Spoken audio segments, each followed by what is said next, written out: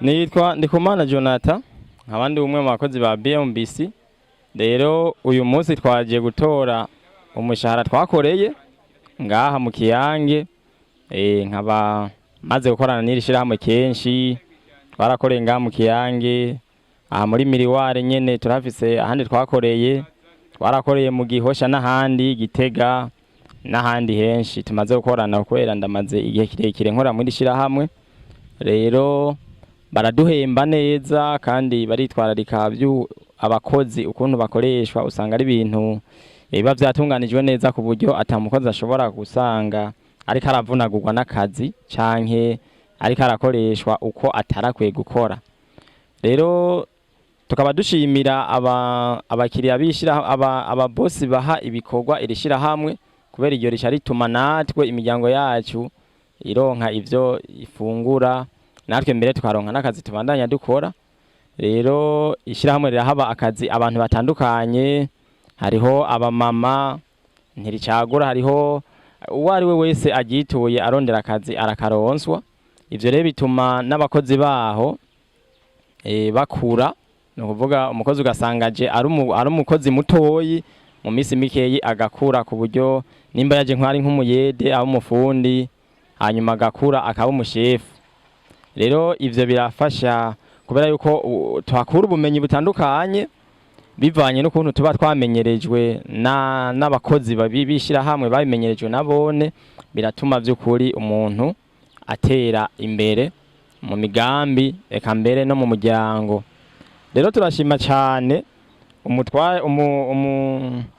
abashefu bo mw'iri shirahamwe baturonsa akazi, tukongera tugashimira cyane n'abashefu ababosi batanga ubuzi mw'iri shirahamwe. Ivyo rero tubigira dushima kubera yuko tuba tubona imiryango yacu canke imigambi yacu itera imbere, tukaba tuvuga ati Imana ikomeze kubaja imbere mu kubaronsa mbere n'ubundi buzi kugira ngo tubandanye dukora. Kubijanye n'ukuntu abakozi bakora, abayede umuntu wese ashatse kwiga igifundi canke ibindi bitandukanye, kuko hariho abakozi bamwe usanga baza ari abayede bagashaka kwiga igifundi, nta mahera barihishwa, barigishwa neza bakitwararikwa. Mbere ugasanga nk'ubu turamaze kuba dufise abantu benshi bakurikiranwe, no kuvuga bigishijwe. Hari n'abaje gusaba ubuzi benshi nibuka baje ari abantu bize amashure mugabo bakaza gusaba akazi k'igifundi, mugabo ubu benshi bakaba baratumiwe, ubu bariko baramenyerezwa mu biro kugira ngo nabo bazohagararire amashantiye. Duca dushima rero ukuntu ivyo bintu bimeze. Najewe nishizemo, naje ndi umufundi ariko ubu nkaba nkora mu iryo shirahamwe ndi umushefu.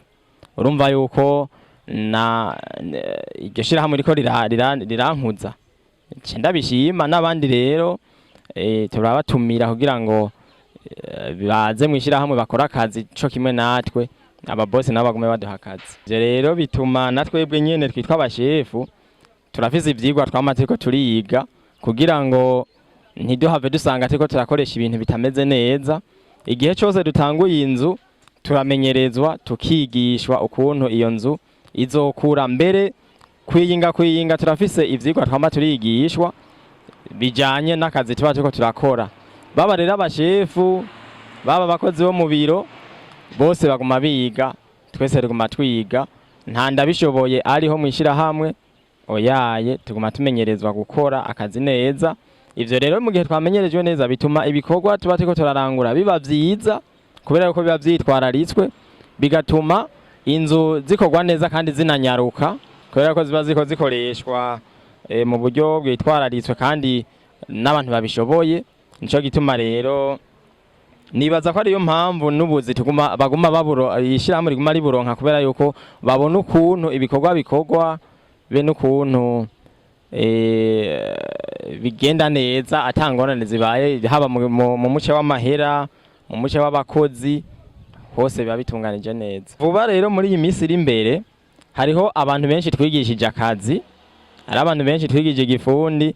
Abo bafundi rero ubu tubita abafundi naho tutarabatira ko bakora ibikorwa by'abafundi nyene.